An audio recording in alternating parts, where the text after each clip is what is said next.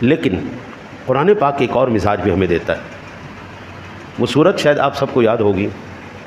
بسم اللہ الرحمن الرحیم. تبت یدا ابی لہب وتب ما اغنى عنه ماله وما كسب سيصلى نارا ذات لهب وامرأته حمالة الحطب في جيدها حبل من مسد. نام لے کر خاندان وہی، قبیلہ وہی، گھر وہی، رشتہ داری سکیاں، لیکن اللہ کیا کہتا ہے؟ پکا جہنمی. ابو جہل، عتبہ، شیبہ، یہ تمام کے تمام رشتہ دار قریبی، لیکن پکے جہنمی. کیوں؟ دامن مصطفیٰ جس کے ہاتھوں سے چھوٹ گیا، اللہ کہتا ہے اس کا میرے ساتھ بھی کوئی واسطہ نہیں.